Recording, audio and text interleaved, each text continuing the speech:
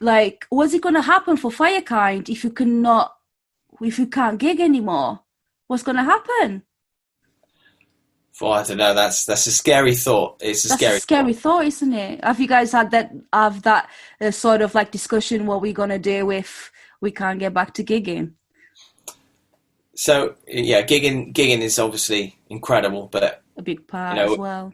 in writing music and doing that side of things is also, really rewarding. And I've done a few sort of live streams, and then that does kind of feel it's like a similar thing. You kind of get that gig experience in a small way. So if it has to be more live streams while the music industry rebuilds itself, and then it will have to be that. And also having when you're gigging, it is hard to spend the time writing new music because you're just always out, in and out. So with this time to stay at home, then you can just focus on writing new songs, which is a bit of a good thing, that you can really focus on writing new music. What's So next for Firekind? so we're gonna make an announcement on some album in August time. So Yeah. stay tuned for that. Of course, of Yeah. course. Obviously, I'm very excited about that. Absolutely, very, very excited about that. I was looking on your now. Sorry, going back a little bit. I just remembered. So, winners of the best band in the world, 2013 in Bangkok. What was that all about? Global Battle of the Bands. Yeah, Yeah, that's it. Yeah, amazing. How that did was. that come about? Oh, it was. I tell you, one incredible experience. So there was this. They did heats in all countries, and we did the UK final in London at Yeah, yeah, yeah. the 100 Club in Oxford. Yes, I know that. Yeah, and we won that one, and we were super happy about that. Wow. And then the year after, they did the final in Thailand, and they were like, you're obviously invited to represent England. All flights paid for, Oh, accommodation. wow. Okay. Yeah, Yeah, so I'd be up for that too. yeah, so we grabbed our guitars, snare drum and all that. Jumped on a plane, played 2 songs, 8 minute set. Had an amazing gig. Had some amazing experiences, and then and we won that one. And it's definitely one of the best gigs, I think. One of the best experiences we've done. I watched that on YouTube, and it just felt like you just felt so natural. You didn't. Uh, it felt like you guys were just like, this was so natural. We're just gonna get out there and that's it. Like, you played that venue thousands of times. It was just felt like I was watching something that you've done previous. Do you know what I mean? It didn't feel like, as we watching it, it didn't feel like, oh, these guys look uncomfortable. No, it was just like you guys were proper in your element. And yeah, it was in Bangkok, wasn't it? Yeah, yeah. So we did competitions before. Yeah, yeah. I think they're good things to do because they keep you on the toes. Absolutely, something to do Yeah, as well and promote the band and yeah. yourself. And you meet other people, and we had a few which we didn't win before, and there was a couple. Win One some, lose some. exactly, and prior to it, and one of them we were like, surely we've got this, we're gonna win, and then we didn't, and it was a bit of a hit home, just to be a bit more humble. So when we went out to Bangkok, we were like, there's obviously going to be an amazing group of bands. We're not going to think that we're going to win this. We're just going to go out and have a Have good fun, time. yeah. Yeah, and just be grateful for having an amazing trip to Thailand and Bangkok. And I think that really did help. It did help relaxes your mind when you don't have that stress in a way in the background trying to take you down. How did the the crowd reacted to you? Because sometimes, they could be a bit like, oh, these guys coming in here, like, who are they? Because especially people in Bangkok, they tend to support their own people. Do you know what I mean? So they're very cultural centered. So how did they react to you while you're playing on stage? How did that feel like? Yeah, surprisingly good, actually. Yeah. The competition website did quite a bit of promotion. Oh wow! Okay. Yeah. So there was a whole row in the front who'd obviously listened to our music and done research, and when they announced us to go on, they started cheering. So I was like, wow, this is unbelievable. Oh wow, that's amazing. It gave us that extra sort of confidence to travel halfway across the world, and then there's a group of people that kind of know your songs. So that was like, wow, this is amazing. How did it feel like to you when you're gigging and then you see the crowd and there's people singing your songs, and then how did that feel for you to see that for the first time? What was that feeling like? Oh, it's the best feeling, because when you're in, say, my studio here and you're writing a song, your first thing that I try and do is try and write a song which satisfies myself. Of course, yeah. Because once you start trying to please other people, then you just go down a route that... Absolutely, yeah. You have to be happy with what you've written because you've got to perform it. If you don't, while you're performing it, if you don't show the passion for the song, then what's the point of doing it, I think. Yeah, exactly.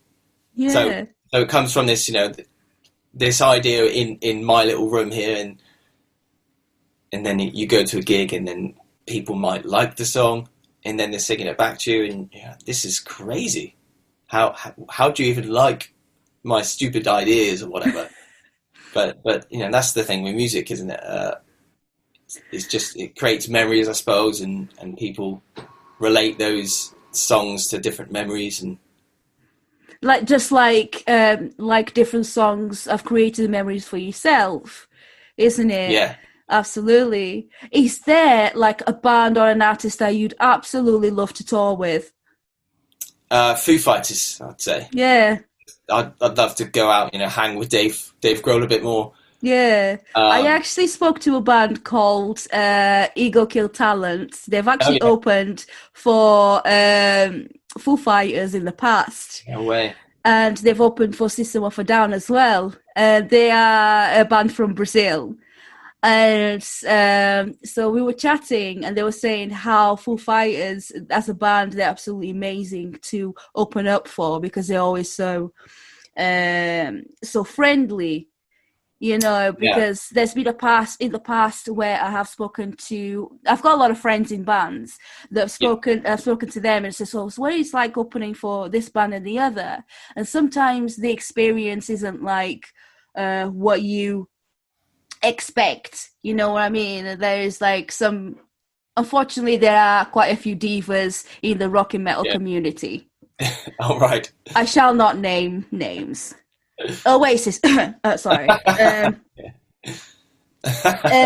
But yeah, there's no way that Liam and Noel would ever listen to this, but they're very difficult people. Imagine if they do. That would be cool, though, wouldn't it? That would be interesting. Sorry, Noel. Sorry, Liam. I love you, really.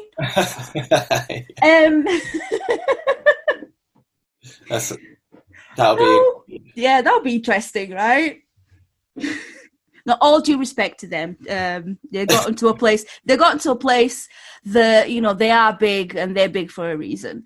But yeah, and anyway, so talking about divas, who's the more high maintenance out of you three? It's got to be Robin. I don't know. To be honest, it's probably me. You? I'm gonna say me because it's easy that way, isn't it? But no, we all get along really well, and I think that's one of the major important things about your bandmates is that you can do a gig, and 24 hours later you're still driving and you're tired. You're still friends. You're still friends. You're not shouting at each other. and you know how to give each other space, and then you're staying in a room which is really small, and you just kind of get on. But I think we all have our diva moments. It's Absolutely. just allowing each other to have those diva moments, and fine. Who's the longest taking, getting ready for a gig? Who takes the longest? The longest getting ready. Getting ready, yeah. Um, It's got to be Rob, though. Probably, yeah. Does he still have his very long mustache? Yeah. that takes maintenance. You got to curl up the sides. And Robin's always got impeccable hair, which takes a bit of time to get ready. Unlike mine, I need a haircut. I just think, who cares? It's fine.